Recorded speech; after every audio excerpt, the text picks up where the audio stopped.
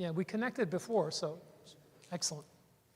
We're also streaming, so that camera's on too. So watch what you say.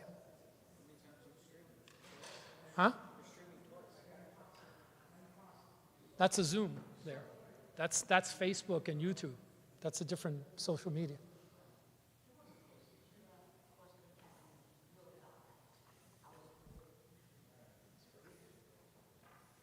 I'll shut this main door here.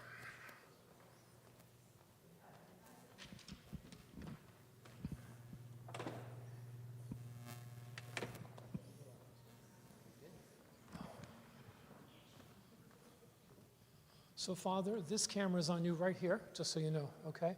And the other camera that's on you, the other camera's over there, but that's Facebook and YouTube. This is the Zoom camera, okay? Yeah, so whatever way you turn, one of them will capture you, you know? So, is there,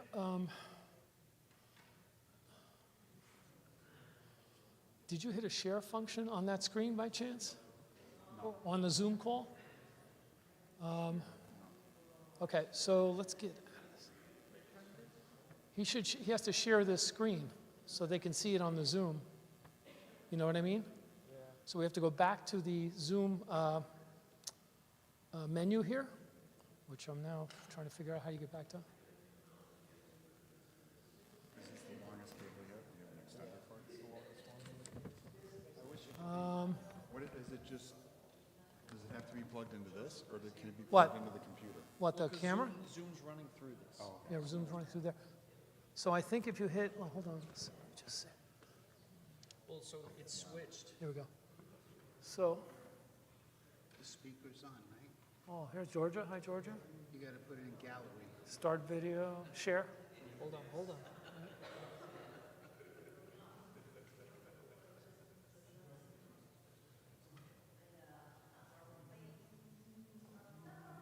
Share whiteboard, I think, Justin. Joseph is doing the other one, Joseph who? Zubik. Yes, I know. He's handling. Yeah, it. that's Facebook, YouTube. He's changing it, I'm trying to get his presentation on Zoom so they can see it, right. because they can't pick it up from here. No, this is not it. Well, go back, yeah. No, that's the thing, right? Okay, here, oop. What do you want to do? Screen share, this.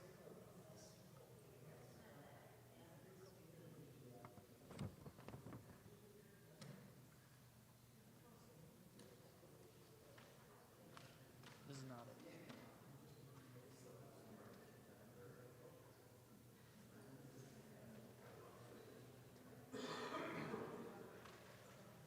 Here, hold it. Human trafficking. No, you're trying to share the meeting. This is sharing the meeting.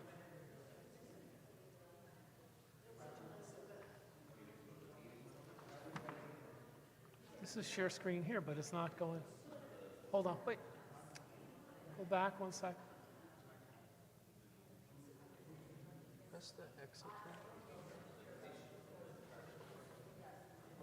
Now we're back at square one. We Right. can't start the video for some reason because the mic's working. Right.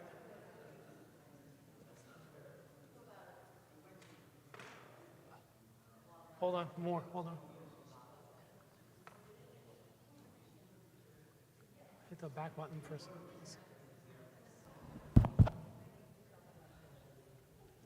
No. Whiteboard. No, don't do that. Don't do that. It's a whiteboard. You don't want to share the whiteboard. Whiteboard means you're going to draw for them.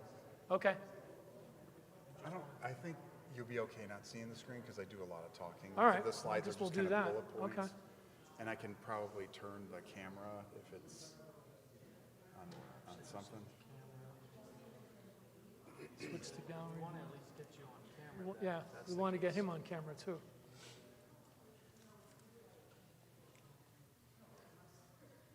So we have to go back to home, I think, to find his presentation.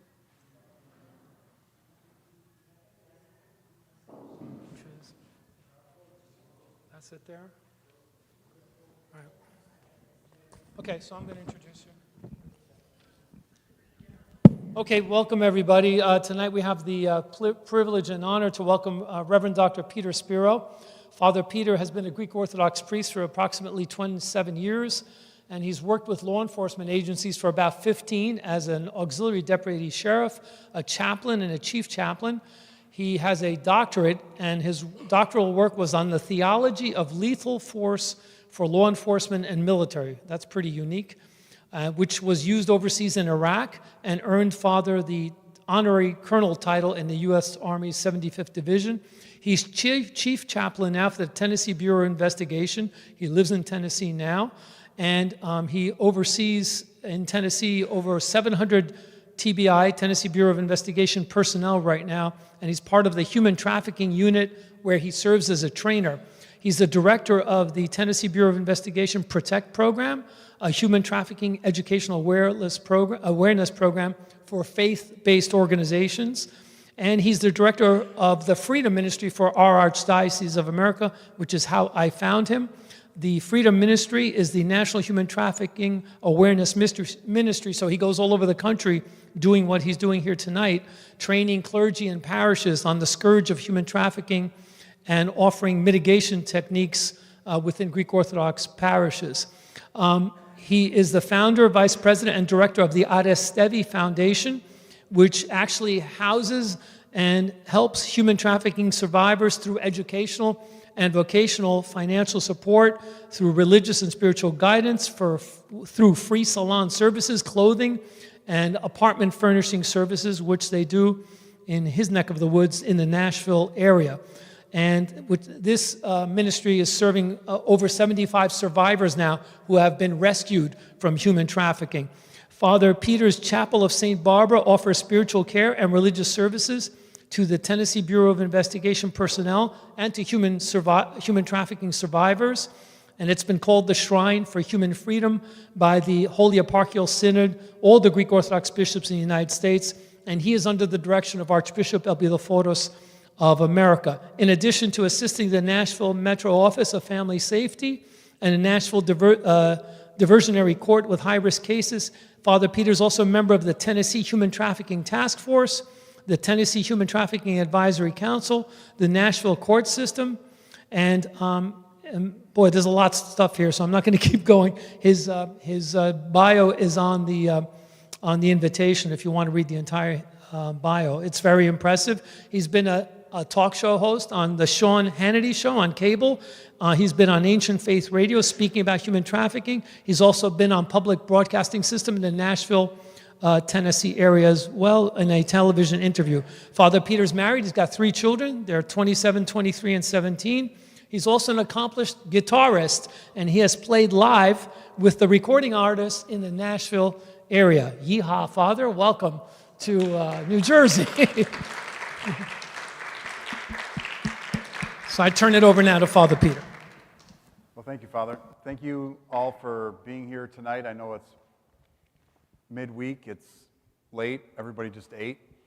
So as always, it always reminds me of one of my first times speaking at a particular clergy event, and they put me at the dinner, like in the dinner, while people were eating.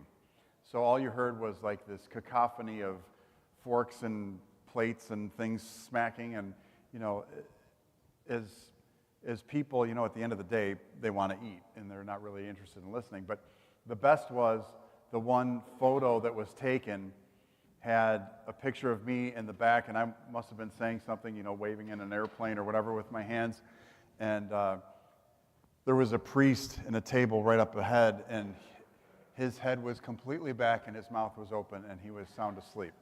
So that was one of my, so hopefully you're awake, but if you do fall asleep, I won't call you out, I'll just call you George. Anyways, thank you for, Father, for having me here and for all of you being here today. So, as Father said, I work for Tennessee Bureau of Investigation. One of the things that we do when we start is we put a disclaimer. So if I say anything that bothers you, you can, and it's too much for you, you can go and I'm not going to be offended. I do try and tame things down so it's not graphic. It's not going to be a violent presentation. You won't see any pictures or anything that are offensive or anything like that. So keep that in mind, but it just is a disclaimer up front. So what are we going to be talking about today? The difference between smuggling, kidnapping, and human trafficking, what human trafficking is and isn't, who can be affected by human trafficking, who is a trafficker, the consumer, what can a priest and a parish do, reporting options, and then just kind of like an overall recap. The other thing I should mention is if you have a question during the presentation, interrupt me. It's not gonna bother me. You can yell my name. You can say things. You can throw soft items up front. But please interrupt me, because the worst thing is, and I'm sure Father can attest to this too, it usually happens in confession when somebody comes for confession and they say what they want to say and then they leave and they're in the car and then they call and say, oh, I forgot to say this. So I would always tell people, write down your confessions in a private place and then offer them up and read it. But I don't want you to forget your question is my point. So if you have a question, just wave your hand or yell or whatever you want to do. Come to you with a microphone. You have to speak into the mic. We're on internet, social media, so you cannot just use your voice. If you have a question. I'm not sure. Let me move this back a little bit. I'm probably too close, right? It's not on? Okay. I was trying to stay in the realm of it. So, what human trafficking... Wait, hang on. There we go. Time for some new batteries here. Okay, kidnapping. What human trafficking is? Kidnapping is holding someone against their will. Human smuggling is the offense against a border, and human trafficking is the offense against a human, against the actual offense against a human being. So a lot of times people will confuse smuggling and trafficking, and they think immediately when I say trafficking, I hear people say, well, it's about the border. And it's partially about the border, but it's not all about the border. You can smuggle someone over the border, and that person's not trafficked. They're smuggled. You can smuggle someone over the border and exploit them and traffic them, and then they are smuggled and trafficked. You can kidnap someone, and you can ask for a ransom back and never touch that individual, right? And they don't do anything except sit in a room and you wait for your ransom to come. That's just kidnapping. But you can kidnap someone and then traffic them as well. Someone can be smuggled and not trafficked. Someone can be trafficked and not smuggled. So when you think of, if you don't get anything else out of the presentation, just remember smuggling is the offense against the border. Crossing a border, trafficking is the offense against a human being. When we talk about what human trafficking is and isn't, I think it's important to kind of go through what it's not first. Human trafficking is not assisting someone to enter the country illegally for residence purposes, to escape famine, bad area to get more educational opportunities. It's not for oppression, and it's not necessarily smuggling.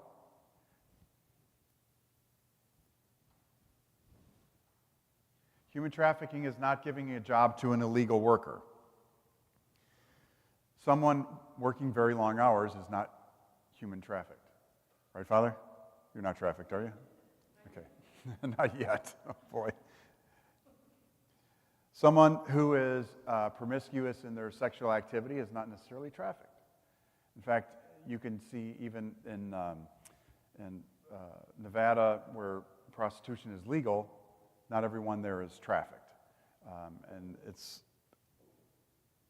so promiscuity, prostitution is not necessarily falling into the trafficked realm. What trafficking is, now this is kind of the important thing to understand. It's the force, fraud, or coercion of a person for their exploitation. And the exploitation can be sexual exploitation, it can be labor exploitation, it can be organ harvesting, like organs, body organs. It can be exploiting them for door-to-door salesmen, online salespeople in the labor realm. It can also be surrogate surrogate caring of children. So when we look at, so last year I was in Greece and I spoke with the lieutenant in the trafficking unit in Thessaloniki, and he said that they arrested a trafficker, a fertility clinic, and an adoption agency. Yes?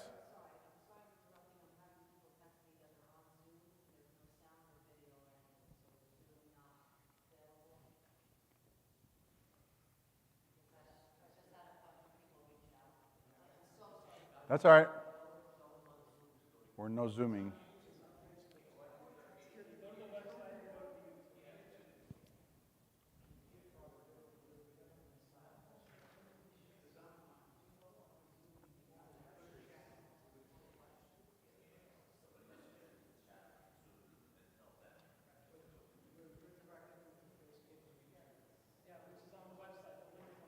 Okay.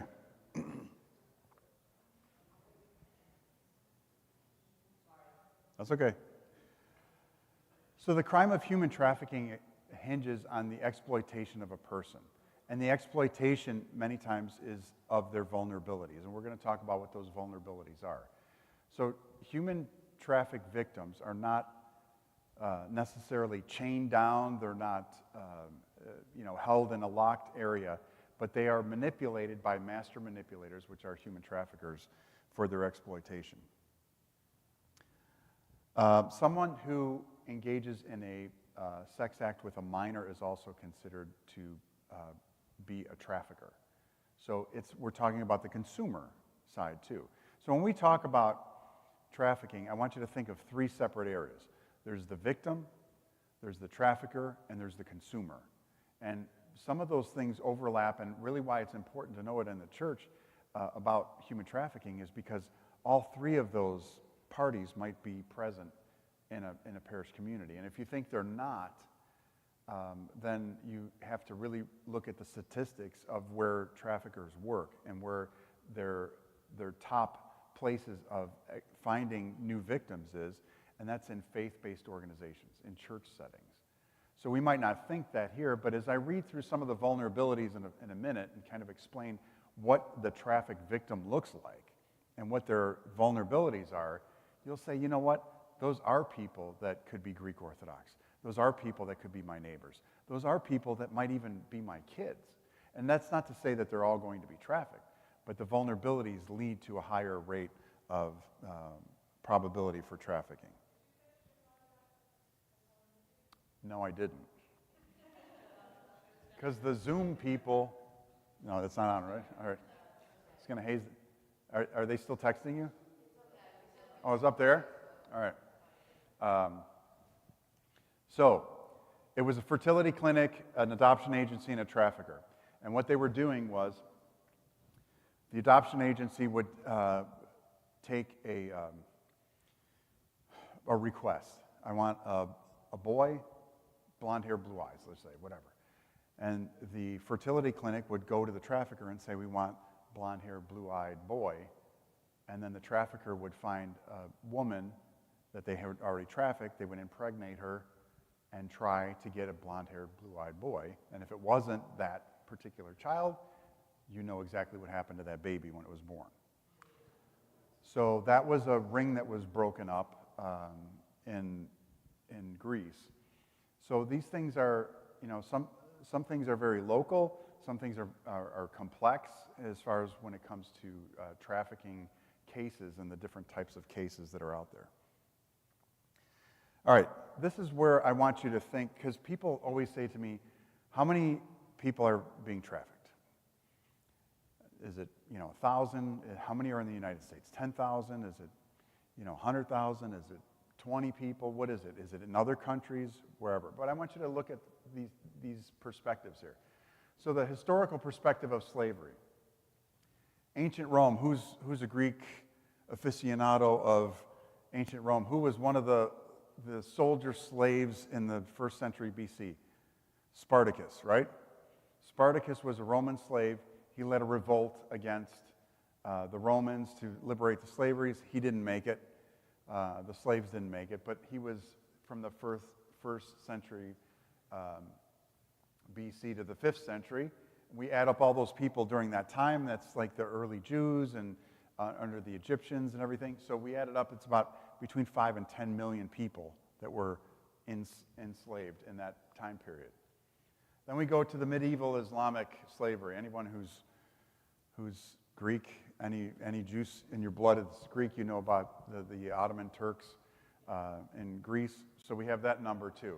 We have about 10 to 18 million people during the 5th to the 15th century. The transatlantic slave, everyone knows about that too. That's the 350 years of slave trade from all over the world, but what we experienced here in America too. 12.5 million people. So you add this together, 10, say 28, 38, 40 million on the high end.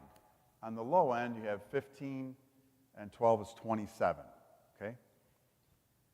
Where do you think this falls in what's happening today? Where do you think the number of, do you think it's 5 to 10 million, 10 to 18, 12.5 million? How many people do you think in the world right now are being trafficked?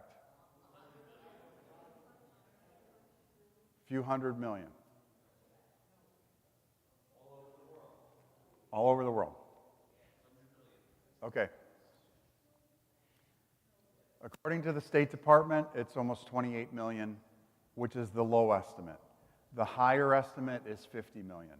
So basically what that means is, this doesn't show up in here. If you take the kind of the low end, there's more people today than 20 centuries of history. And if you take the high end from some of the groups that say it's up to 50, it's still more than 20 centuries of slavery combined. So when we think about the transatlantic slave trade, we think about the occupation of Greece, we think about all these slaves throughout the history for the past 20 centuries. There's more today than 2,000 years of history of slaves combined. That's a staggering number. And that takes us into another realm, which is we are facing a humanitarian crisis right now. We're facing a crisis of slavery on proportions that's never been seen in the history of the world, because this is the history that we have documented. And we don't have a number that's smaller than this. Everyone thinks that because the United States we have equal rights and we don't have, so we don't have slaves anymore. Well, there's over 1 million human traffic victims in the United States, which is a conservative number. 1 million. Divide that into 50 states. That's a lot of people who are being trafficked currently in the United States. And that's the conservative number. So we have over 1 million in the United States and over about 28 million in the world today. So this is why it's important, because slavery in the early days, and I'm being from Tennessee, or living in Tennessee now. You go to different places where there's Civil War sites. You go to different places where there was plantations and different things, and you know what was happening. And it's not hidden, right? It's out in the open that this person had slaves, this person had slaves, this is where they fought, this is where they did these things. Today, we have modern-day slaves who are hidden in plain sight, and we don't see them. They're walking around. They're at the Super Bowl. That's a big event for human trafficking. They're in truck stops. They're at hotels. They're all over the place, but we don't see them. And we might not have the eye to dial into exactly who they are when they're trafficked, but we for sure can identify some of the vulnerabilities and make changes up front to make sure that those vulnerabilities don't lead to them being trafficked. All right, who can be affected by human trafficking? Now, the reason I read these things and don't have them up here is because with my lack of ability to concentrate on things, I would just read this and I wouldn't listen to anybody who's standing up here, and maybe that's what you do too. So I tend to read. I have bullet point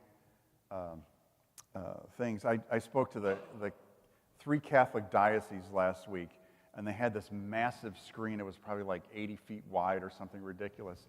And this W was probably like this big. And they were looking for pictures and different things. And like, that's it, because everybody was like looking and getting sunburned from that television. So who can be affected by human trafficking? If you have a history of abusive, intimate partners, that person can be trafficked. History of sexual abuse or violence, mental health disorders or disabilities, cultural, historical drama, particularly among minority communities, community or familial history of trafficking and commercial sexual exploitation, substance abuse or addictions, cognitive and physical disabilities, neurodiversity, being the primary provider for a family at a young age, poverty, financial instability or homelessness, lack of support networks such as strong relationships with friends, family, or other trusted adults. Does this sound like people that you might know? Financial issues. There's other things here too. Unstable immigration status, gang involvement, low self-esteem. How many people have low self-esteem? Just about everybody in America. That's why we're always whitening our teeth. We're always trying to lose weight. We're always trying to fit in different clothes. You got to put on smells so you smell better than you actually do. You got to put on makeup so you look better than you actually do. That's all that stuff. That's what we do. Because why? Because you can't walk out the door. How many times have you encountered someone who says, I can't go there, I'm not ready for this, it's going to take forever? I believe it was Brad Paisley that wrote Waiting on a Woman song. If you've listened to country music, he talks about his whole life waiting for his wife to be ready to go. Now, it's not just women. There's men, too. I mean, yeah. No, yeah, so it's everybody. It's absolutely everybody. So low self-esteem can affect someone, a boy who might be short. It might look different. He might be hairier than the rest of the kids in his class. That can affect self-esteem, and that's a vulnerability that is a huge vulnerability for individuals to be trafficked. Personality and characteristics of an empath or a people pleaser. I want to do everything to make someone happy. Why? So I can be accepted. So why? So I can have better self-esteem. This is a big one, and I saw it on your chart in your multi-purpose room. Yeah, more, isn't it? Metropolis something. Metropolis opioid response education. Okay. It said being bullied. Being bullied is a huge, huge issue. So I'll give you an example of a real case. A girl was being bullied in school, and being bullied also leads to low self-esteem. So now you tag on a secondary part there. It also leads to I'm not pretty if I'm being bullied, and I don't feel good about myself. So she was being bullied.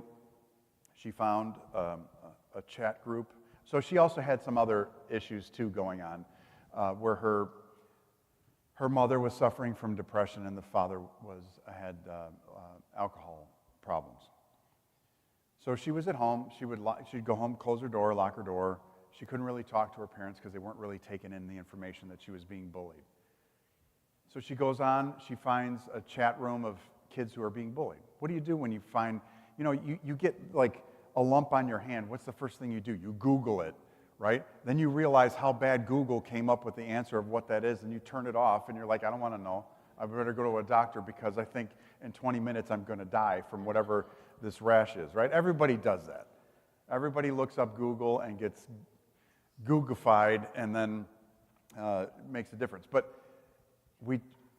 this girl goes and she finds a chat room where she finds other people who are bullied, a support group. And in that, there's one girl that takes a liking to her and says, hey, you know what? I was bullied too, but I'm doing much better now. How are you doing much better now? Well, I found my boyfriend that I have now treats me really well, and we have a group of people that we gather together, and we're good. Send me a picture of yourself, and let me see what he thinks of you. Sends a picture. She comes back and says, oh, yeah, you know what, my boyfriend says you're beautiful. I don't know why you'd be bullied. I don't know why you'd be worried about your looks. He thinks you're beautiful. Send me some more pictures. Send me some pictures of yourself without any clothes on. 13-year-old girl. Sends pictures. I don't know what you're talking about. You can come with us and live with us in this house that we have, and you will be safe. And no one's going to bully you here. And I'm sure that there's going to be people who are going to love you for how you look, because there's nothing wrong with you. So this girl waits for the opportunity to when her parents are gone, she packs her bags, she goes to the train station or bus station, she gets a bus, she meets up with this girl in the car at the station, and she gets in the car and there's a man in the front seat. And the man's a lot older than what she thought the boyfriend would be. And then, as many stories have gone, it was, put these clothes on, we're going to this hotel, you will have sex with these gentlemen that are going to come in, these people that are going to come in, and if you don't, we'll release those photos that you sent to us, to your family, we'll hurt you or we'll hurt your family. It's your choice. So what do you think she did? She went into a life of being trafficked. Many times that's 4 years up to 7 years, with dozens of times a day of being sold. So you think of that. The trauma is extraordinary. Yeah.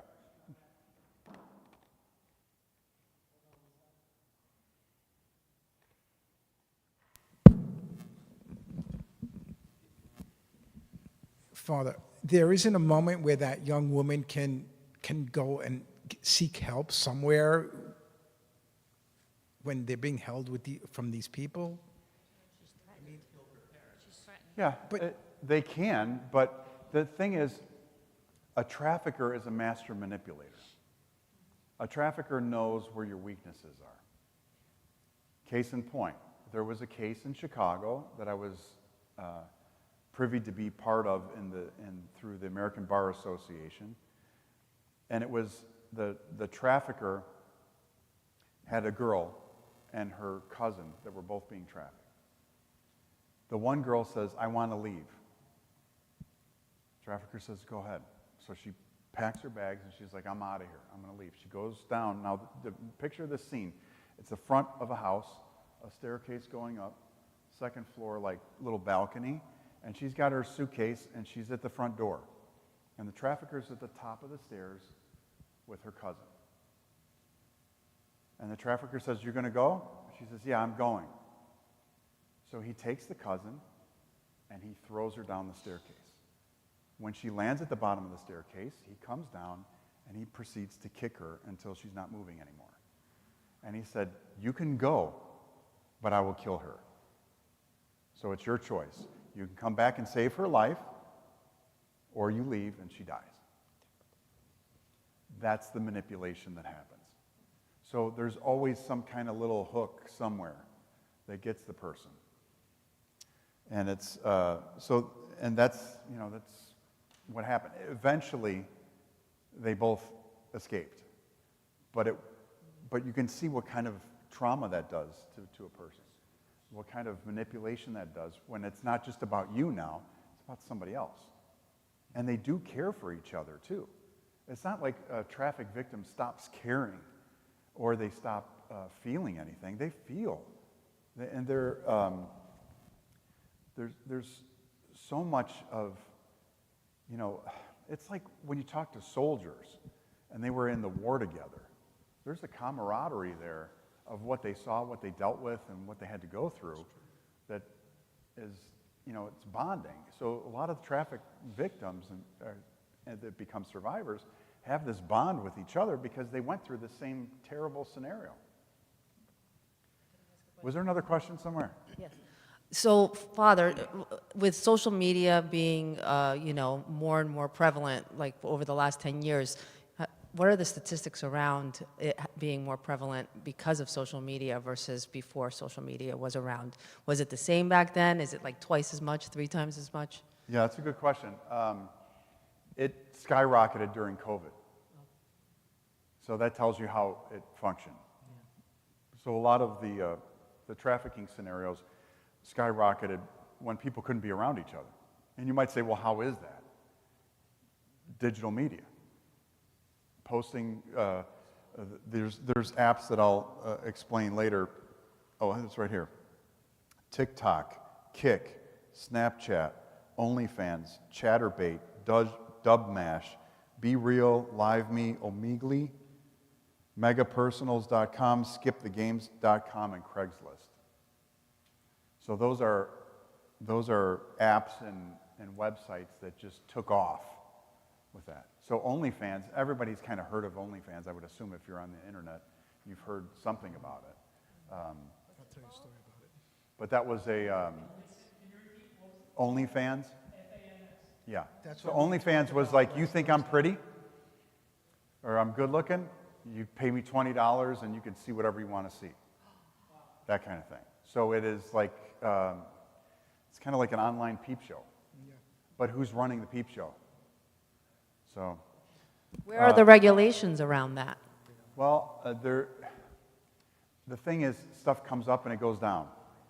You know, so what happens now with some of these apps and things is there's units, trafficking units, that specifically respond to ads or create ads and say, okay, well, I have, you know, this particular girl or whatever, and lure predators in too, because when we're talking about the average age, which I'll show you in another slide up here, when you see the average age of traffic victims, anyone who would want to engage in a physical activity with them, there's issues. I mean, there's some severe issues. It's not just about expressing yourself sexually. Now you are expressing yourself sexually with a minor, and that's a whole nother ballgame too. Let me get through the last couple vulnerabilities here. History of self-harm or suicidal ideation or attempts. Experiencing discrimination due to their race and gender identity, sexuality, disability, or other personal characteristics. So discrimination.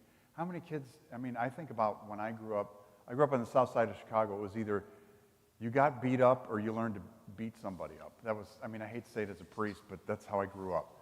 It was, you either were owned or you took care of yourself. And you think about today's day and age, it's the same thing, except it's more cruel. Even with the smear campaigns that can happen to an individual. There was somebody I worked with in law enforcement. It was a law enforcement officer whose child was maligned in the cruelest ways. Didn't do anything wrong. There's no explicit pictures, none of that. No bad language that she did, nothing. She just was bullied to the point on Facebook that it became unbearable, and she committed suicide.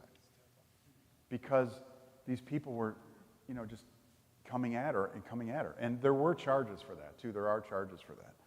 But it's just something to think about. Traffickers exploit the vulnerabilities of the ones I just mentioned. They lie about love. They entice to show and do more. They purport to understand someone's problems or their issues deeply and offer to rescue them from a bad scenario.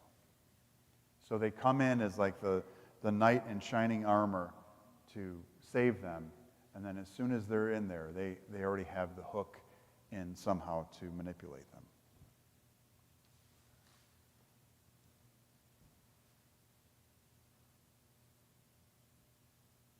Why did that do that?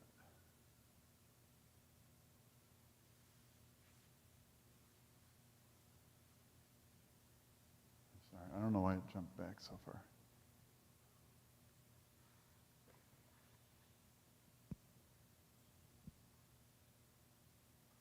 Okay. This is the statistics in Tennessee from last year.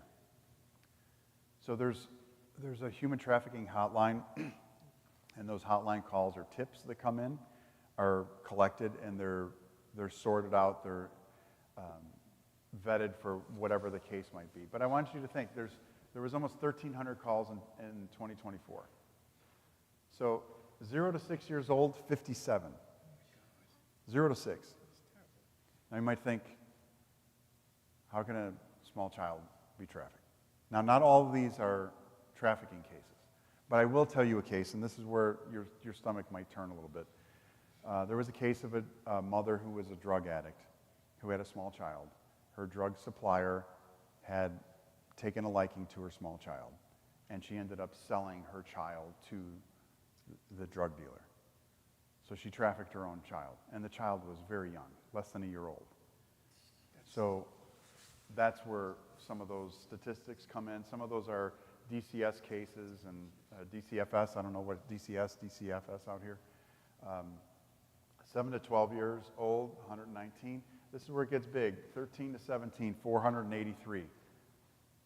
Over half, or just almost about half of that age bracket makes up the calls. So when we look at the average age of a traffic victim, it's 13 years old for girls and 12-year-old for boys. And then 18 and over, and then there's some unknowns of ages. There's also some elderly who have been trafficked. You might say, how does that work? Those are things that would turn your stomach too. 33%, there's a runaway and a throwaway. Does anybody know what the difference between a runaway child is and a throwaway child?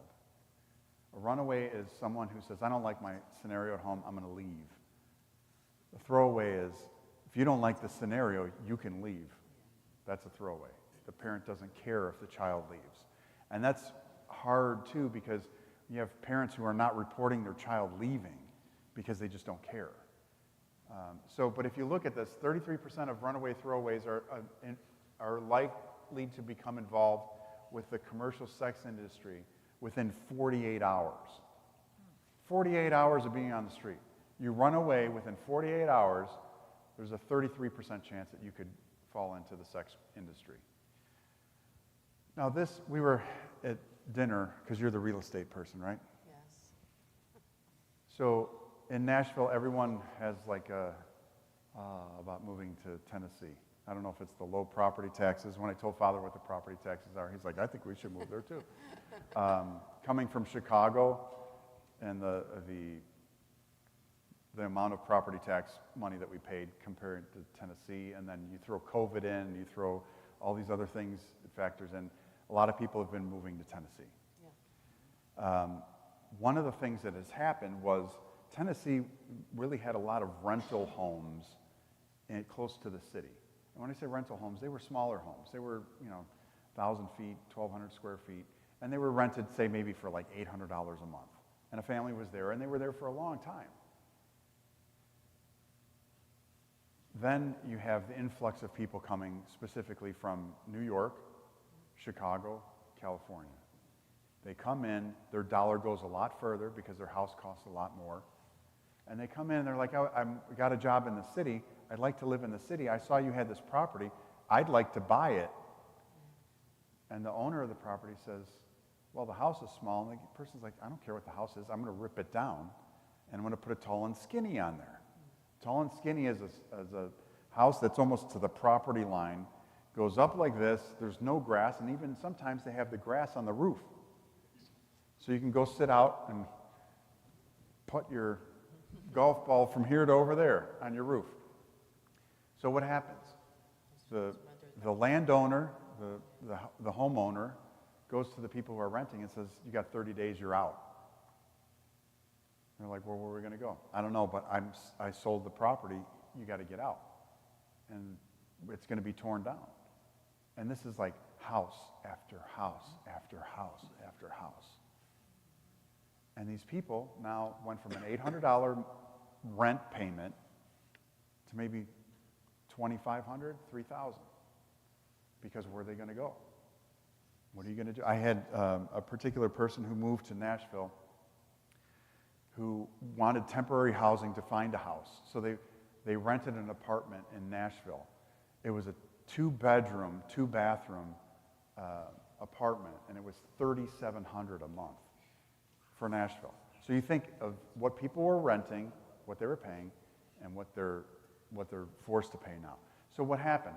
There's this huge, expansive group of homeless children, not because their parents are lazy, not because their parents are drug addicts, not because their parents are abusive, or they divorced, or they're just mean people or anything like that. They're not problematic. They were displaced from their home, and they don't have the income to survive in Nashville. So when we look at this number, 4,500 children are homeless in Nashville. That's just Nashville school system. And when you look at the number, 20% of homeless children will become trafficked. 20%.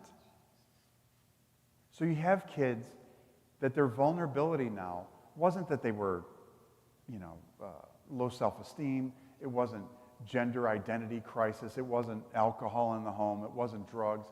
It's the fact that they got displaced out of their home, and now they're homeless. And when you look at within 48 hours, and all these stats of how quickly traffickers will come, and then now you have a child who could have been an A student, no issues at home, nothing, and now they're like, I'm dirty because we don't have a place to live. I don't have a place to do my homework, and we don't have any money. Yes. So you're saying that, in a place like Nashville, these traffickers have the data where they know that, these rentals are being bought out and people are becoming homeless. Let's go hone in on that area. Is that what's happening? Yeah, they're solicited. Yeah, they look on the street. So traffickers are looking to see, hey, what are you doing? Say I see you on the corner, and I say, what's going on? What are you doing? Nothing, just hanging out. Why are you hanging out? Why don't you go home? I don't have a home. Well, do you don't have any money? Do you need $50? I give you $50. I said, here, take this, go get some food, and I'll stop back tomorrow, and I'll see you again. Come back tomorrow. Hey, how you doing? What's your name again? I didn't get your name last time. Then I start to build a relationship with you, and I'm giving you something, and I say, hey, you know what? Why don't you, go stay in a hotel tonight or whatever? Here's some money. And then, do you want to get out of this? Because I got a lot of money. I can get you a place to stay. Do you want a place to stay? And then slowly, reeling you in. So, master manipulators of things. Yes. So it's like a seduction. Yes, in many ways, yeah.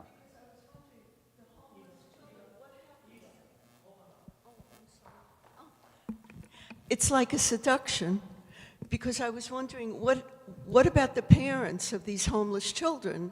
If they're intact families before they became homeless, aren't the parents still with the kids? But I guess the parents don't even know this seduction is going on. But if your parents are working, so say your mom was a stay-at-home mom, your dad was working, and you were in an affordable housing. Now you're not in affordable housing. Your mom says, you know what, I got to go get a job now. So now your mom's working Nobody's 10-hour days.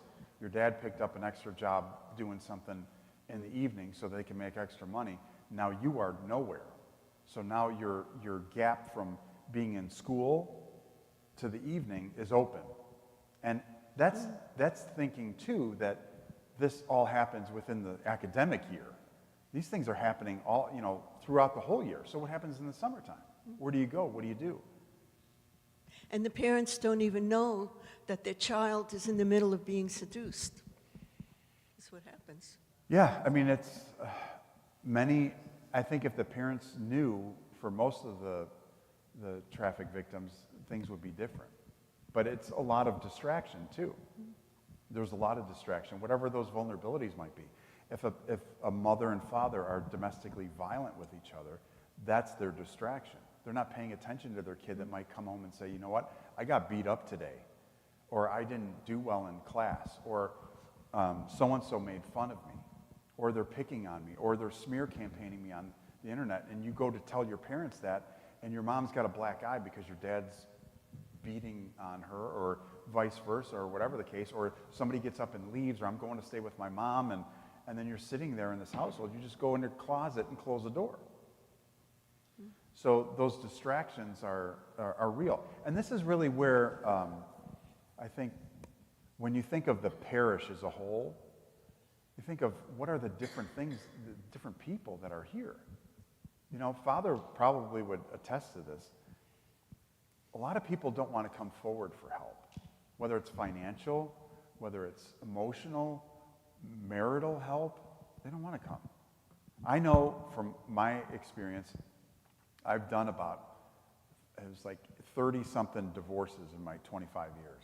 It might sound high, but I also was at a parish that had 1,700 families at one point in time, and then another one had 1,000 families. So it was like a factory, you know. I was at sacraments every weekend, all weekend.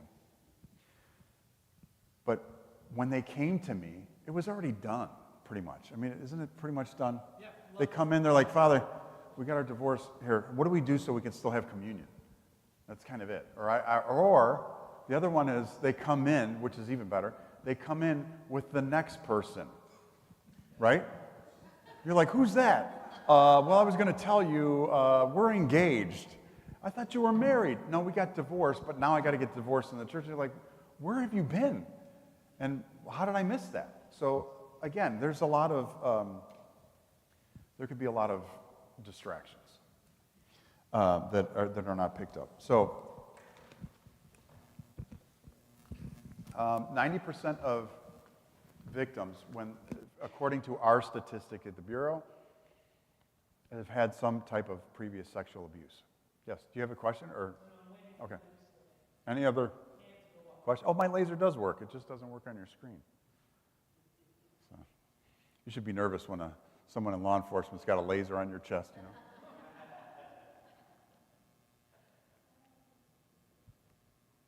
All right, who is the trafficker? I already said they're master manipulators. They prey on individuals who have very little safety net or family support, friend support. So they're kind of isolated already. Traffickers will look for people with unstable housing. So there's, I think you asked that. They look for previous traumatic experiences or abuse, questionable immigration status, limited English proficiency, inability to decipher exploitative situations. Now, I'll give you another case overseas at a conference I was at. This police officer that I was talking to said the town square was there, and this is in Thessaloniki too. Okay, town square. Who's been to Thessaloniki? You know how there's the curved hotels, and there's a big courtyard, right? So, police officers there, uniform on, right? Badge, gun, stripes, everything. Walking through, this girl comes up to him and says, "Hey, do you want to have fun?" She was mentally retarded. But she went up to him and said, "Hey, do you want to have fun?" And he's like, "I'm pretty sure you don't want to tell me that." And she says, "No, really." And he said, "Now I have to arrest you." So he arrested her, and he pulled her aside and talked to her and realized she was trafficked.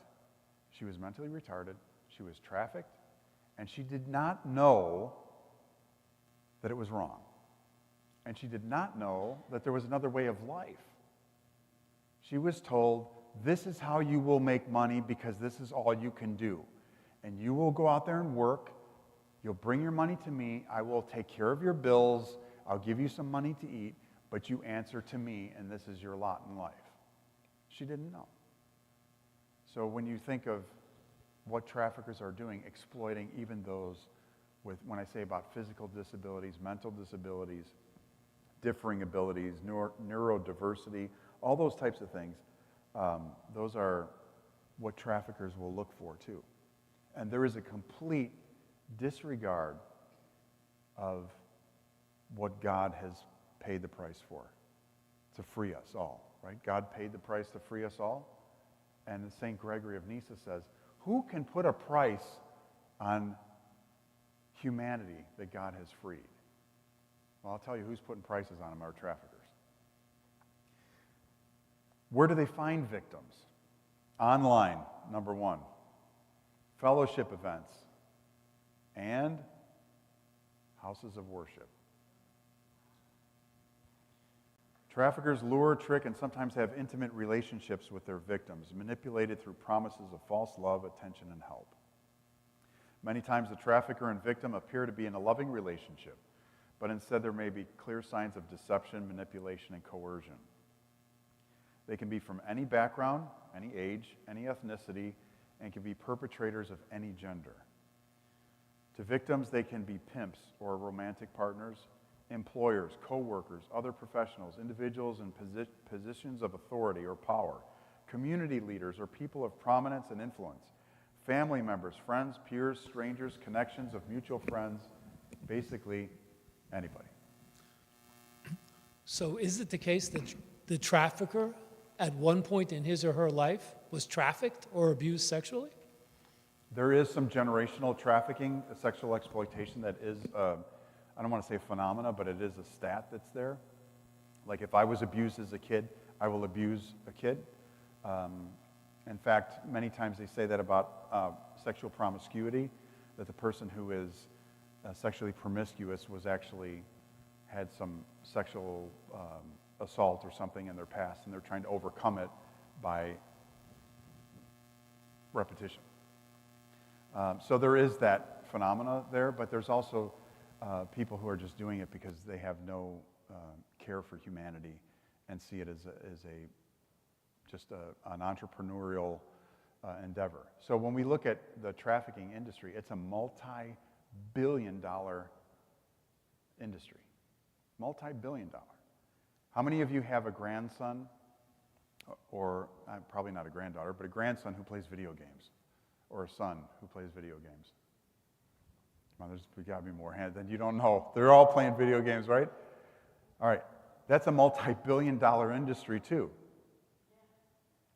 So when we're talking about video games and we're talking about human trafficking, and you look at human trafficking as multi-billion-dollar, video games multi-billion-dollar, that gives you the gravity of what's happening. Did you have a question with the blue shirt? I saw you reaching for the microphone.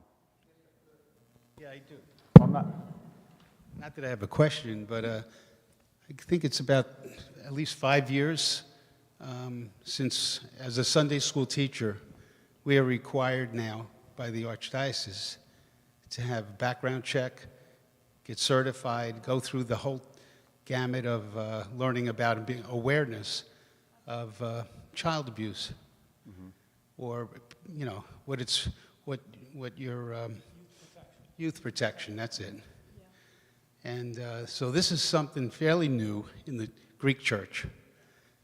But, I talked to other churches, and they have yet to put that in place. So it's scary. I mean, it's good that we're doing it.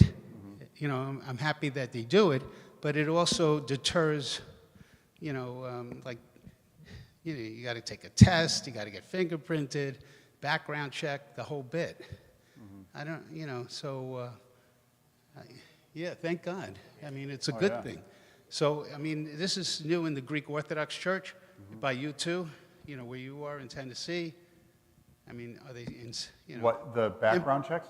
Yeah, in order to teach Sunday school. Oh, yeah. Or So, even yes. youth director. Youth protection program anything to do with has been, it's across the Archdiocese, and we're also looking at some point in the near future to do a human trafficking module for it. I know people are offended sometimes by it, or they're like, I don't want to do this, it's a lot of work. I don't know. Coming from the background that I have, I told my volunteers at the foundation, I'm like, when they came, I'm like, you asked me to volunteer, I've already run a background check on you. I already do those things. So they're like, am I late on any of my car payments? I said, no, but you might want to get a newer Durango because you got a 2001 that's been recalled for whatever. And they're like, man, Father, you really know what you're looking into. And so it's critical. It's a critical thing. And there's, kind of, I'm going to save what I'm going to say because I have one more slide to get through, and then I will get to the point of really dealing with it from a parish level, because I think that's critical. So what you brought up is absolutely critical in many ways, but there's some other things that I recommend the parishes to do in addition to the youth training, just to make sure that your parish is safe. Who is the consumer? This is where it kind of falls on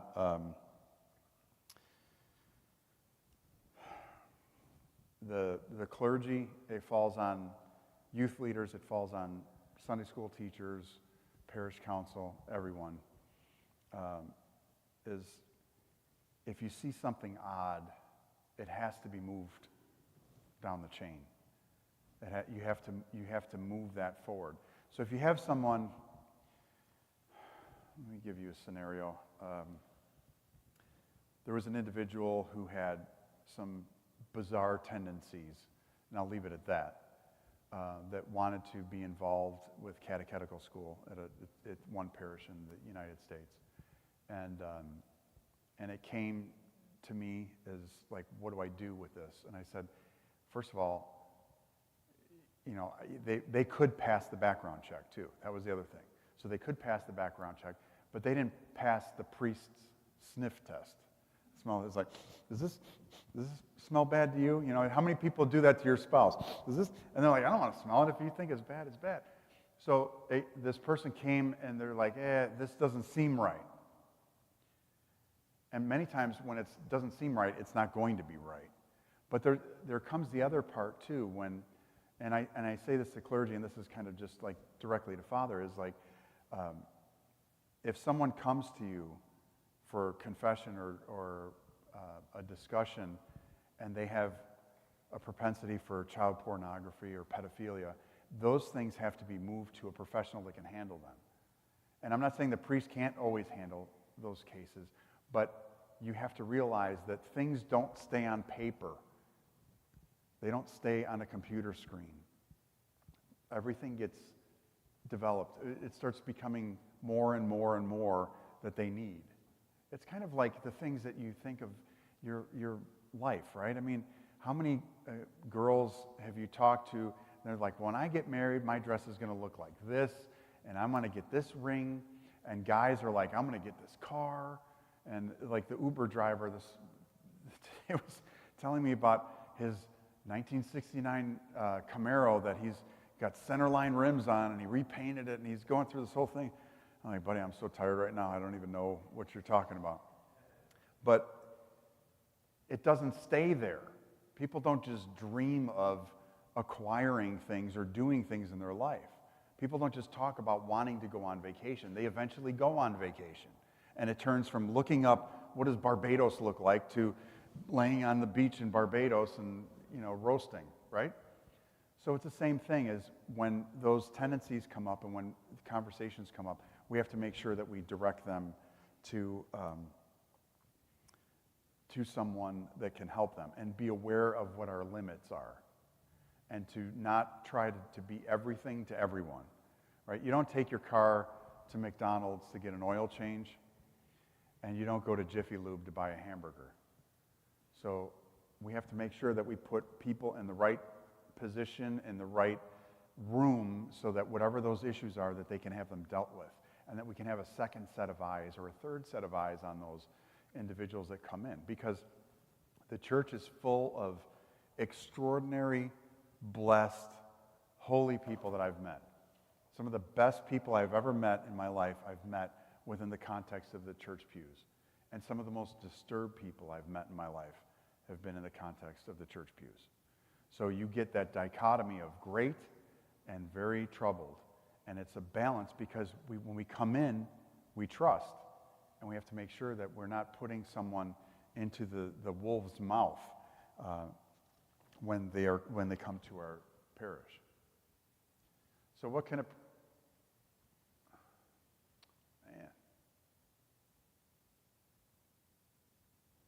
what can a priest in a parish do? Well, First thing is pray. Everybody says, when you hear, I'm sure Father's heard this, you go to a hospital and somebody's not doing well, right?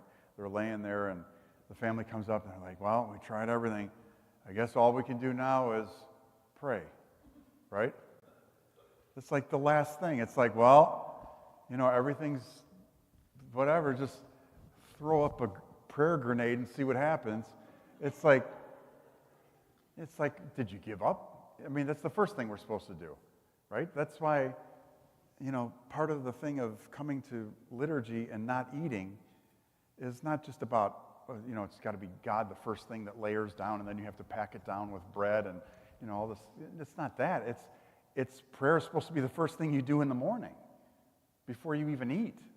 You're supposed to fill yourself with the Word of God and then go eat. But everybody's like, oh, no, epikranthi, don't eat, don't even brush your teeth. I told my parents, please brush your teeth. Please. Oh, my. I tell them, we have to listen to everybody's name. And it's like, I know you had skordalya yesterday in inordinate amounts because, you're sitting there and, it's like everybody wonders why priests have big eyebrows because they curl when somebody says their name. And they didn't, anyways, this isn't recorded, right? I'm just kidding. You're going to have to, all right. Anyways, we're good. So prayer should be the first thing. The Human Trafficking Awareness Day in the United States is January 11th. The International Human Trafficking Awareness Day is July 30th. I would recommend doing some public service announcements around that, prayer around it, something to kind of build awareness so that people know that your church does keep those in your prayers. Awareness training. What you're doing right now is great. Because if you could just get a little piece of something and just be a little bit more aware, that's how it stops. That's how we will defeat modern-day slavery, is by learning and just kind of, if we could save one person or redirect one person, that one person becomes 10, and it becomes 20 and 100, and minimizes trafficking in the future. Public service announcements. Those are other things that are important. Assess who is vulnerable. Address the vulnerabilities in your outreach. Homelessness. I just told you what homelessness does. What if somebody's going to be homeless in your parish? What can you do? Can you take them in to the parish? Can you put them up somewhere? Does somebody have a house that they can stay in for a couple days, or an apartment or a condo or something that family could transition so that they're not on the street, so that those kids aren't on the street? If they have financial difficulties, do you have some type of philanthropy fund to help them to bridge the gap? Is the church a safe environment, too? That's the other thing. A lot of times we think, people come to the church, everybody's safe. Well, I remember my experience, and sometimes I wonder how I became a priest. My experience in one particular parish that I grew up in, because we had a couple different parishes as I grew up, the kids were not nice. They weren't. And the Sunday school teachers, I remember, would beat us. I mean, with like a ruler. It's like, you hear about Jesus? It's like, what are you doing? And I remember like leaving Sunday school, and I would go out and hide in the parking lot. Because I was like, I don't want to get hit. You're tired. Your parents told you not to eat anything. You go for communion. You're just struggling to get there. And then you go in and, you get a teacher talking about Leviticus with a ruler in her hand. It's like, anyways. So it's not necessarily the safest environment with some of the people that might be interacting. So there might be kids that are in the youth programs who are bullying other kids that come into youth programs and say, well, you're not Greek, or you're not like us, or you're not from our neighborhood, or you don't, those types of things. And then you think if we lose them here, they're gone. I mean, well, like I say, many people are looking for a single excuse to not come to church anymore.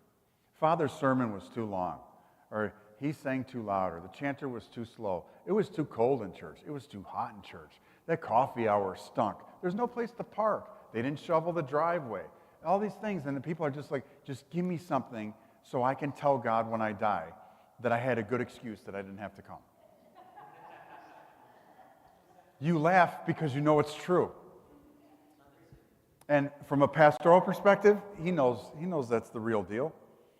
So when we don't want to give children an opportunity to walk away from the church because of another child saying, you don't belong here. Who are you?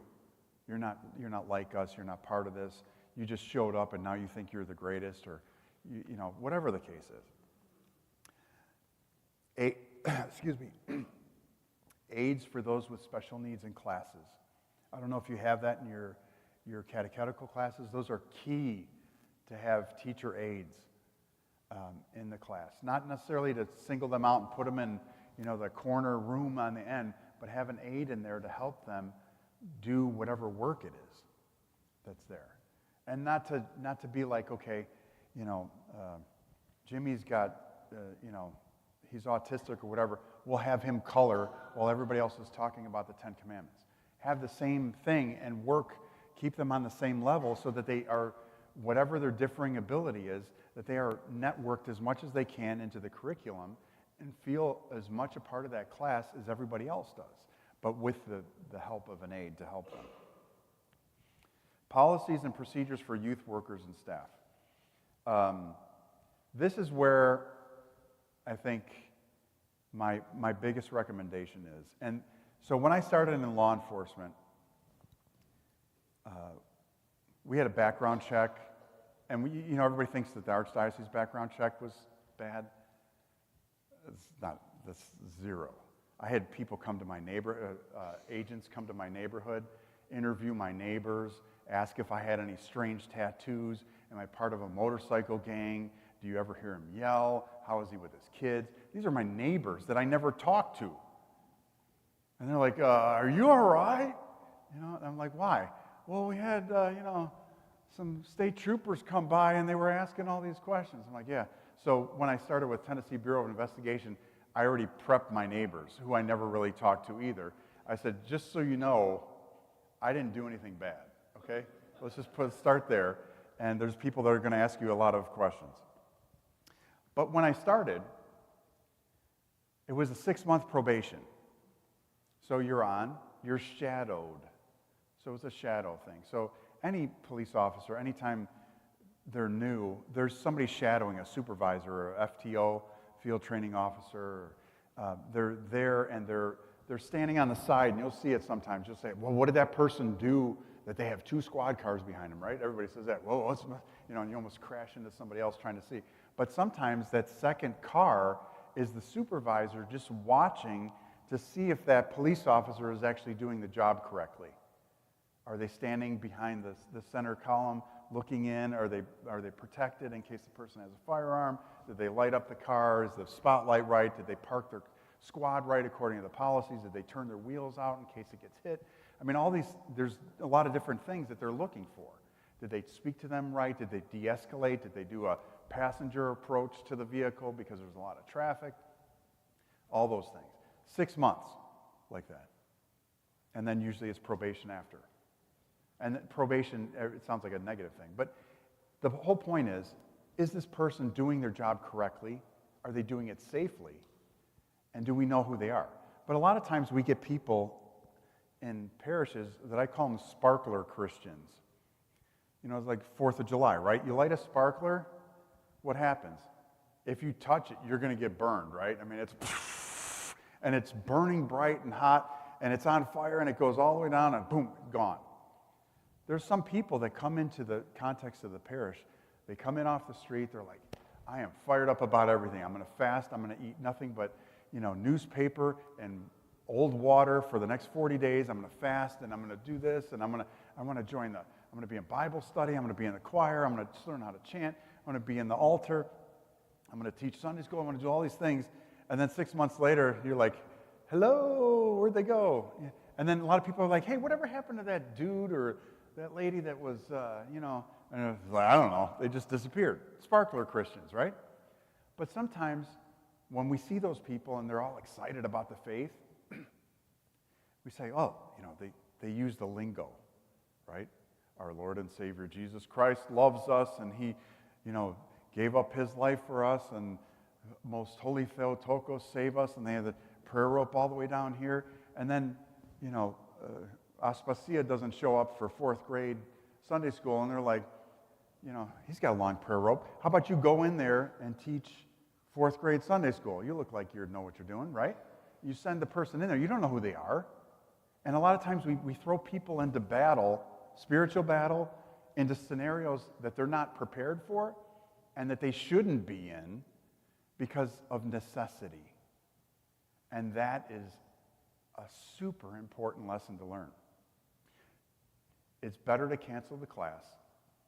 It's better to merge the class, split it, and put it in 2 different classes than to put someone you have not background checked, someone you don't know, someone who has not been shadowed, someone who has not been on a probation period, someone who hasn't done the youth safety, and put them in a classroom with kids in a closed door, and you have no idea who that person is or if they're going to be here in 6 months.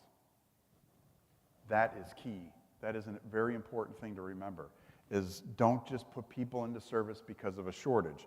And we're always short people, right? You're always short people, right? Especially when it comes to the festival. You have a festival? Oh my gosh, who's not short during the festival? It's like, Dimitri didn't show up for the Lukumadas. What are we going to do? What's that? You have that many volunteers? It's overage of volunteers? Is it? Yeah, but how many, what's your attrition rate of the volunteers through the? Okay, all right. That's why it sounds good. That's why it sounds good. It's people like, hey, it's like saying how many calories are in a gyro sandwich. We don't count that. How much sugar is in galato burico? Nothing. Is there any gluten in this? Nope. All right.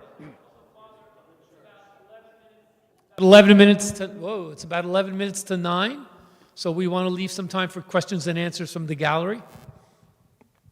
Okay. Let me go to this.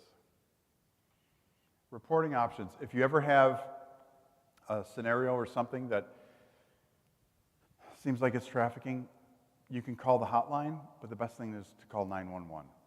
No police officer is going to yell at you for calling that, and they're going to direct you to, they're trained in this, in human trafficking, and they'll be able to help you and investigate whatever that case is. One of the things I wanted to, let me skip this.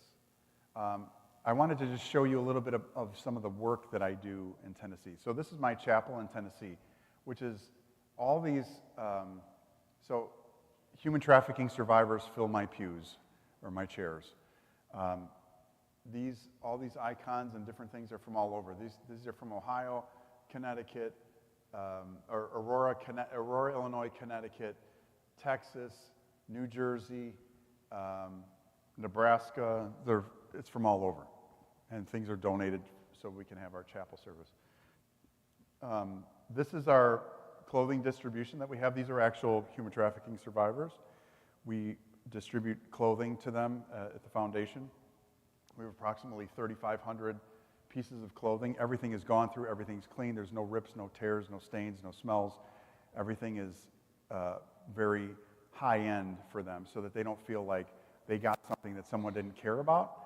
They're getting items that, some of the items are actually new too, and we have tags on some of the items that are donated. So we have everything from coats, shoes, minis, maxis, underwear, exercise clothing, jewelry, all different types of things here. So this is one particular survivor.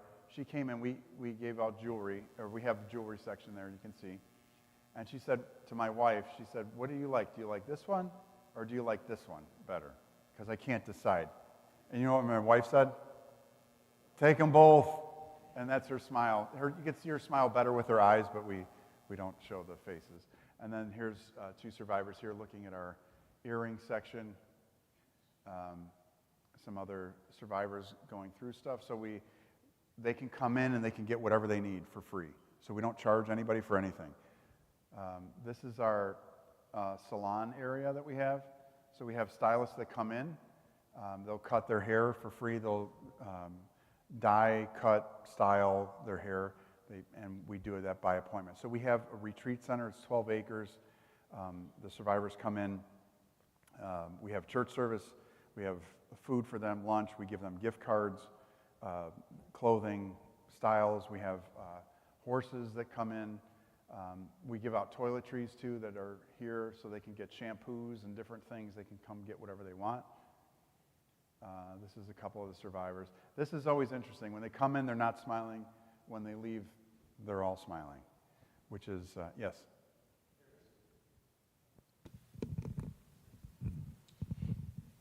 Just a quick question on these survivors. Do they go to the authorities now that they're out, they're survivors, to say, hey, this person at 123 Main Street held me in for 3 years?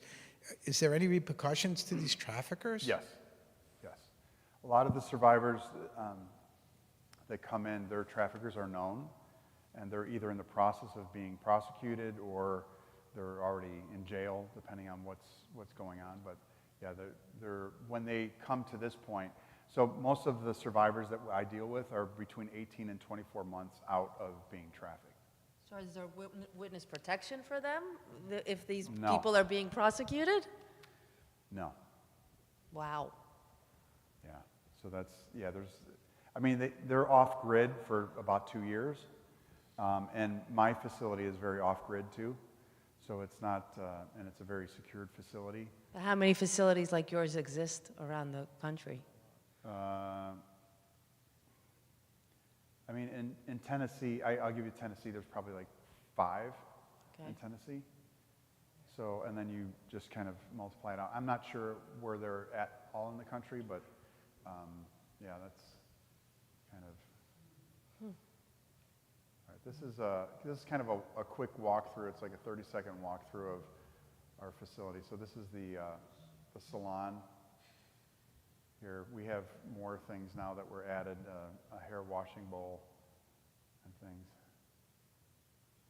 But we also do educational vocational support. So we had a girl graduate in March, this past March, from dental hygiene school. We put her through school. And our big success story was last year. We had a girl graduate from Oxford University in with a master's in international business law. Wow. So she graduated and we put her through school. So my foundation collects funds through donors, and we offer scholarships to the girls, but we also offer all the other services too. So this particular facility, this is in the lower level of our facility. The upstairs is the chapel, offices. We also host the diversionary court in Nashville for some of their meetings and some of the high risk case manager appointments and meetings too, so that we have. So Excel Boutique, Ari Stevi is the name of the foundation, which is Excel in Greek.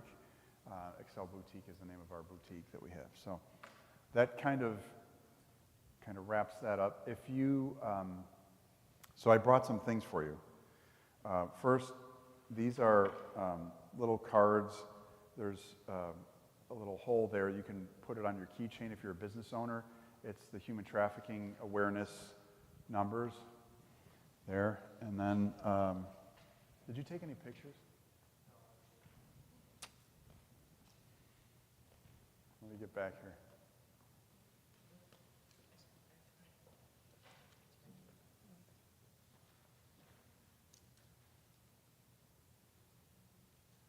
Okay. Yes.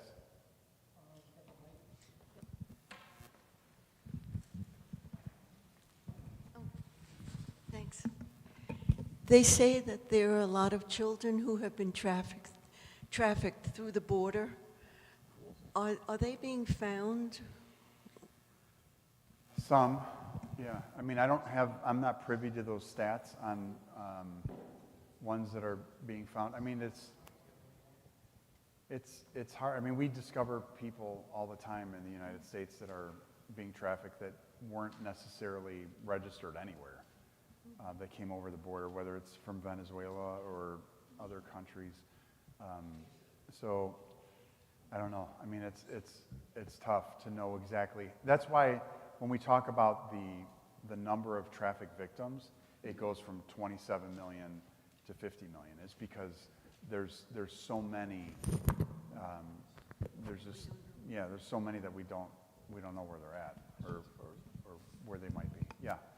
So I'm curious if you have any data on how many either traffickers or consumers would have passed a background check. Yeah, probably a lot. Yeah, I think probably a lot of them could, but there's more than just a background check. Only tells you about somebody's past, right. But the present of someone is really where the interview process comes in.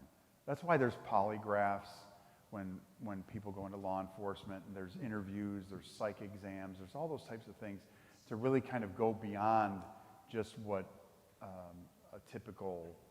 Yeah, but to work in a church, you just have to pass a background check. To work in a school, you just have to pass a background check. That's why I'm saying that I think it's important that the person is shadowed. I think that should be that. If I was going to go to war for a particular thing to happen, that would be it. Okay. Because I think if somebody comes in, I pair them up with someone else that is ready, that can kind of evaluate what they're doing. Father, you want to hand these out too? While I take some more questions? Yeah. Hello. Okay. Thank you for coming and traveling to see us here in New Jersey. I started following Tim Tebow when he was playing college, right? Big deal. He was praying before his games. And it was a big deal. People were like, what is this guy doing? So I just followed his career here and there, played for the Mets, right? And then he started getting into this human trafficking thing. And about a year ago, he posted these stats on his website. They're saying there's 40 million human trafficking victims in the world. It's a $150 billion industry. The United States is the largest consumer.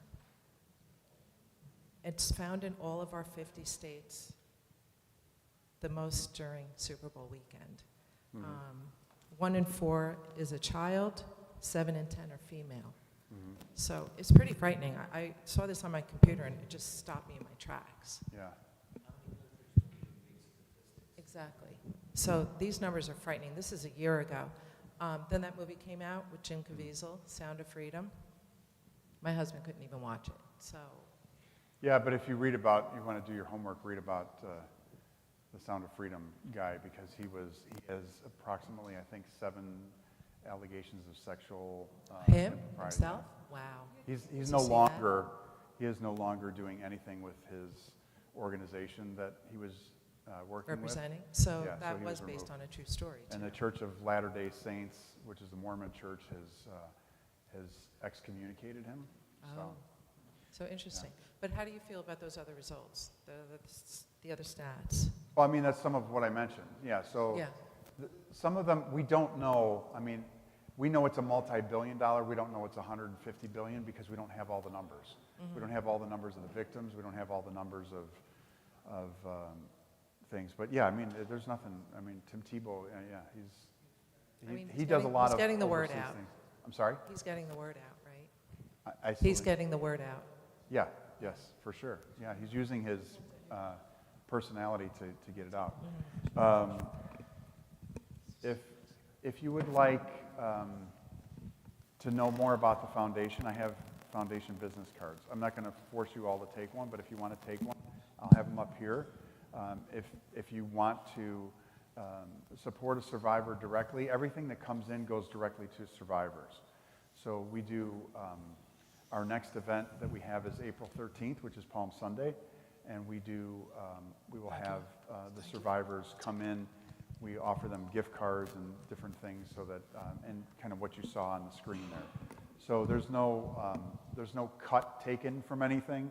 You know, if you look at what some organizations do when they raise money, like you give $1, only 40 cents goes to whatever the organization is. If you give a gift card or decide you want to sponsor a student to go back to school, it's 100% goes in, 100% goes out. So, and we send acknowledgement of that too, especially for the scholarships. Yes, you have a question? Yes, has there been a long-term relationship developed with the victims? And do the victims help the authorities save other victims? Yes. Yes and yes. So victim advocates, they're called. Victim advocates can also be victims themselves. And many times that's very helpful because they want to see that someone who went through what they went through came out on the other side. Because many times they don't trust law enforcement because they don't trust anybody. And they don't trust the system because the system already failed them. That's why they're there. So it's like, how do you gain that trust back?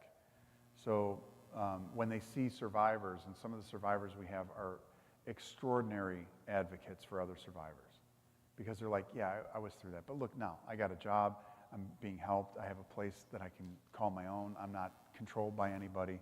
Those types of things. So that's a huge asset for them. Yes, Father. So, Father, have you ever been threatened by any traffickers or any pimps? Not by traffickers. So I'll let your imagination go on that one. But no, not by traffickers or pimps or anything. So I don't, but you know, everybody has to be very careful with everything. So we're not, we don't go advertising who we're talking to or, you know, things like that. And, you know, but residence programs are very, you know, need to be very careful with that too, because you don't know who's looking or whatever, what they're coming back for, so. But I've had a gun at my head twice. I don't know if that helps you. Not my own. I'm sorry, you had a gun to your head? Twice, yeah. Can you specify? Father Bill. Can you be more specific? Yeah. Do you have some like a close up? I mean, am I clear? the screen as well, right? Yeah, you can. Yeah, just like something because it'll be on. Yes. So maybe just like. Yeah. No. Yes. Yes, Father. Have you ever worked with this organization, OurRescue.org? Our Rescue. Yes, I've heard of them. I have not worked with them, but I've heard of them. They are former military Yes. retirees, and they check out, and they're asked to come into certain cities worldwide to basically attack and put down the traffickers for children, sex trafficking of children and women. Yeah. And my son had given me this information that he says they work with the local law enforcement to organize it so that the police are aware of what's coming down. Because when they're raiding a facility, they have guns drawn. Because sometimes it gets pretty, Oh yeah, It's dangerous. Very dangerous. Yeah. yeah. But I would just say this as far as like the rescue type things. Everybody thinks it's kind of like this knight in shining armor rescue, you know, that's a great thing to get involved in, let's go get the traffickers. My question has been to people, what do you do with them after you get them? You have people who have drug abuse problems, they have physical health problems, they have psychiatric issues going on, they have maybe other physical ailments that are going on. You need the infrastructure behind that. You can't just go grab people and say, well, I have a house, I'm going to put them in a house and it's going to be better. They could have night terrors. They could still be addicted to a substance. There's all kinds of things that could be a problem. All right. So we had All right, go ahead. Presbytera here, then Yeah. Angelo, and then Go, Eva. yeah, go ahead. Presbytera, Angelo, Eva. So, Father, I'm curious what kind of reception your ministry has gotten throughout the Greek Orthodox Archdiocese. You know, as I sit here in beautiful Wyckoff, New Jersey, where, you know, all the men are handsome and the women are beautiful and life is good, and think it's so easy to fool ourselves that this doesn't happen to us. And you know, it won't happen to us. We don't have traffickers, we don't have consumers, we don't have people who have been trafficked. How do you get the support that you need to do the awareness and the training that needs to be done? Well, I mean, part of it is what Father did. He just called me and said, hey, come out, because he understands that it's an issue. I would say the reception is getting better over time. This is all new for the Archdiocese. Excuse me. It's not new for me. I started really kind of getting into learning and being certified about human trafficking in 2011, when that was a long time ago. So, but I would say that, you know, the overall reception is good. I think it'll be more as time goes on. But I mean, I was in Warren, Ohio over the weekend, so I came back yesterday, was home for a day here, and then you know, it's Boston. I speak at a conference in Boston, and then, you know, there's Florida. So last year was 22 trips for me. So it was all over, and that included the Bahamas, Switzerland, New York 5 times, Boston 4 times, California 3 times. So it's kind of all over. So, I mean, I'm willing and able to go anywhere to spread the word, because for me, if we can help the people that are under our noses right here. It's not even like about the larger footprint of the neighborhood, but just the people that are in the church. It's an incredible gift to give to people, is the gift of safety. You think how, you know, we think of safety and we think it's just like a granted, but it's a gift. It's a gift to be safe, to be in your home at night, to close the door and know that somebody's not going to shoot you through the window, or that you have to put a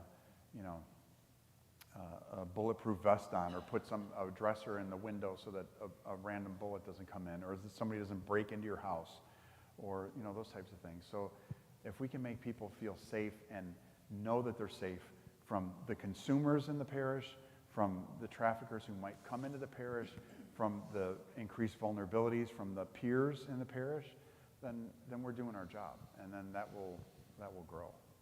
So, yeah. Oh, yep. Sorry. Yeah. Yep. Father, I guess, how do you identify this trafficker or this kidnapper, so to speak? Last week, I think in Connecticut, they found a stepmother that was holding a 32-year-old kid kidnapped in the house, living in a small room, and he weighed, I think this 30-year-old weighed like 66 pounds because he wasn't getting fed, etc.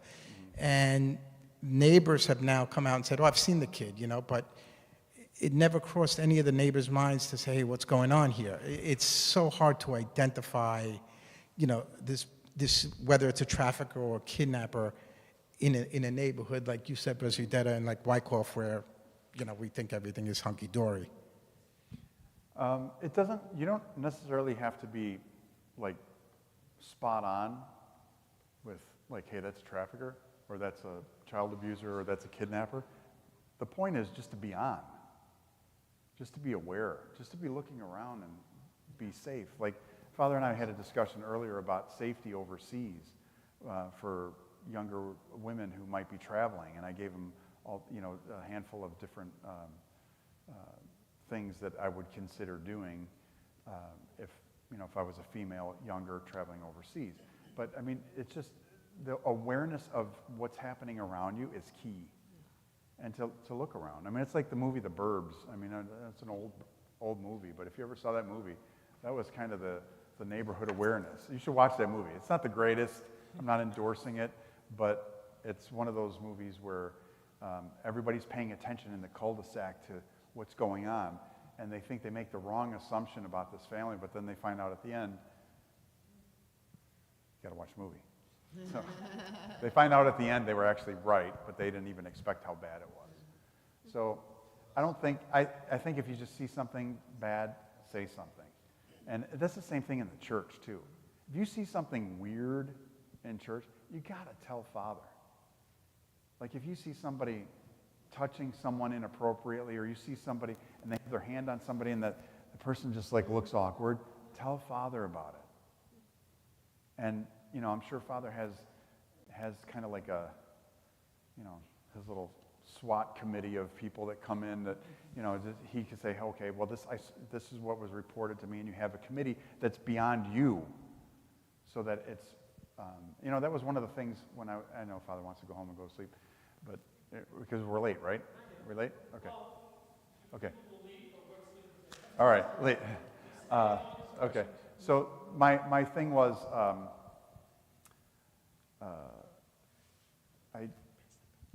as far as having just the overall people that can help you. When I was on at my last parish, or 3 parishes ago, sorry, a little brain fog there. I told my parish council, I will tell you everything that happens that's an awful scenario in the church, provided it's not in the context of confession. Because I did not want them to think that I was hiding anything from them or hiding something that could be a vulnerability for the rest of the parish. So, for example, we had one particular issue with a family that decided they were going to leave the church, and everybody thought, oh, Father, you did it. You pushed them out. You did it. It's always, it's like they just line you up right in the cross. Father, smile. And they were all like, well, you must have did something. And I said, it's so funny you would mention that, because I brought the email trail of everything that was said according to what they said, and also what the hierarchs told me to do. And they're reading it, and they're like, oh my gosh, I can't believe this. Yeah, but it cleared the air. There wasn't a question. So now people knew later, the people on the parish council knew that if this particular individual or these people came in, they're like, boop, boop, boop, boop, boop. The radar's going, and they're like, well, what's going to happen here? I also had a no backpack policy in church, too. You could not enter my church with a backpack. I don't care if you walked across from Denver, Colorado to Illinois, you were not getting in my church with a backpack. Why? Because you never know what's in the backpack. And as a person who was at the Covenant school shooting, that was me, I was called out to that, on scene for that, it makes you think twice, even though my backpack policy was prior to that. It's different things like that, but it's the whole safety, security of the parish, which could be another part of what I do in addition to this, but you didn't bring me out to hear that. So, Father, what are the consequences for the consumers? I know there will always be consumers, but it seems to me they're the key, because without customers, there's no business. right.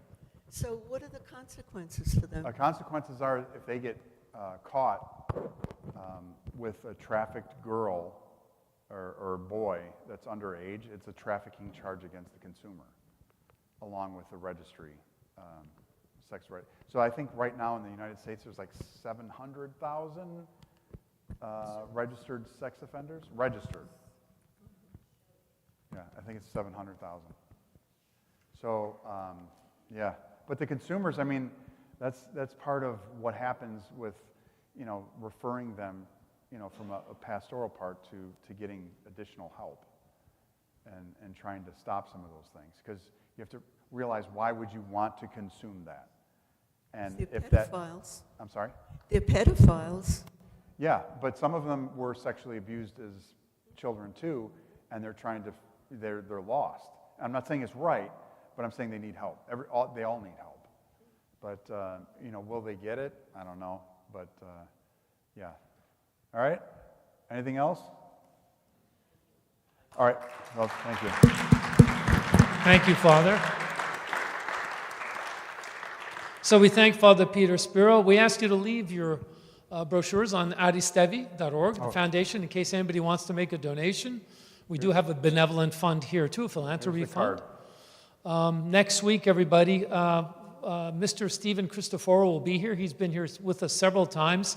His last Lenten lecture, it'll be Cultivating a Church Without Walls. Cultivating a Church Without Walls has to do with the fellowship of Christians united in service, otherwise known as Focus. Focus takes people off the street, feeds them, clothes them, trains them, and prepares them for life. So what Father was talking about is, what do you do with someone when you take them off the street or you rescue them? Well, Focus does rehabilitation, and it plants focus centers in the urban areas around this country. We don't have any here in New Jersey, so Steve Christopher is going to speak about what he's doing. He travels around the country, too, to plant focus centers that are staffed with volunteers. Focus started in the Hill Street area of Pittsburgh. You remember Hill Street Blues?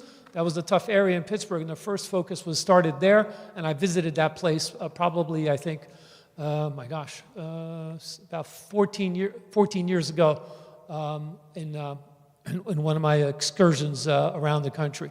So please come next week for that. There's extra soup, you said, Paul? Next door in the fellowship hall, there's containers of soup if you want to take home some soup for the remainder of Lent. We thank Evans Agripides and Ahepa Ramapo chapter 453. Thank you guys for your generosity, your hospitality as well. I'm going to close with a prayer, so just rise. Anything else you want to say? Okay. Let us pray to the Lord. Lord our God, we are grateful that Father Peter Spiro has undertaken this freedom ministry around the United States. We pray for all the victims of human trafficking. We pray for those families that have been broken up by this scourge and this terrible sin. We ask that benefactors go to this ministry and support it from here on so that it may flourish and take people off the street and out of the trafficking scourge which faces us here in the United States and all over the world. We pray for Father Peter's ministry and his family, and we pray for peace in the world. Amen. And thank you, everybody, and have a blessed evening and drive home safe. One last thing that I wanted to say was, just because it's in Tennessee, they're not all from Tennessee. So we service survivors. We have Georgia, North Carolina, Florida, and other states. They end up, the ones we service have ended up in Tennessee, but they're not all from Tennessee. So just keep that in mind, too, as you think of survivors.